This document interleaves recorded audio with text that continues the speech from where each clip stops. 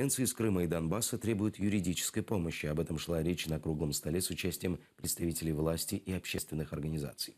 Представители общественности считают, что чаще всего органы социальной защиты видят в переселенцах неравноправных граждан Украины, а людей, которые хотят получить незаконную выгоду от государства. Поэтому заставляют их доказывать свое право на образование, медицинскую помощь, пенсии и другие социальные выплаты, являющиеся обязательными.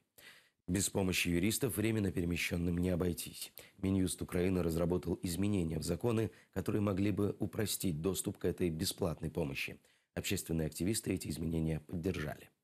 С одной стороны, должны менять законы, а с другой стороны, должны интерпретировать законы в пользу вынужденно перемещенных лиц, потому что там были разные варианты интерпретации. С одной стороны можно, с другой стороны нельзя. Но пока мы поменяем законодательство, мы должны обязательно інтерпретувати закони в пользу них. Через те, що у нас немає державної стратегії щодо окупованих та непідконтрольних територій, у нас немає державної стратегії щодо внутрішньопереміщених осіб та громадян, які проживають на непідконтрольних та окупованих територіях. Через те у нас кожне міністерство по-своєму намагається вирішувати цю проблему. І це стосується не тільки центральних органів влади, це стосується і Верховної Ради України, тому що серед депутатів теж немає єдиної думки, що робити з цими територіями, як їх повертати, як їх реінтегрувати, що робити з цими людьми, чи їх захищати, чи захищати їх майнові права, чи захищати їх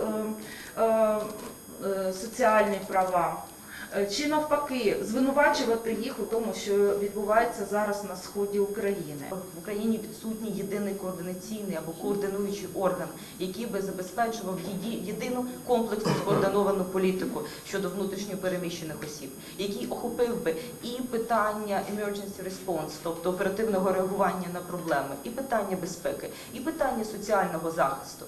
І Україна так чи інакше має розуміти, що вона має підійти до вирішення питань земельних, житлових або прав на землю, житло і майно осіб, якщо це майно було втрачено або знешкоджено.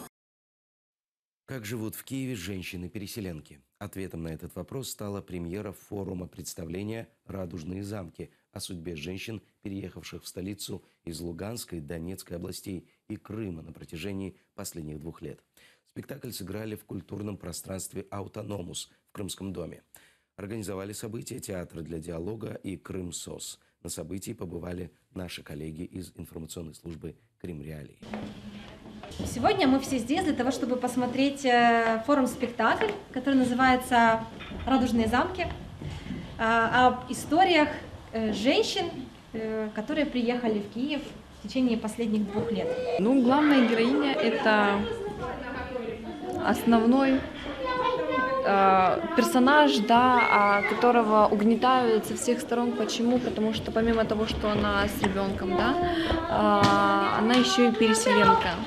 То есть это вдвойне давление идет от социума, невосприятие как переселенцев, да, так и маленьких детей, вот, особенно в соцслужбах, потому что я сама мама, как видите, и на самом деле в моей жизни это тоже было, то есть играется по моей жизни.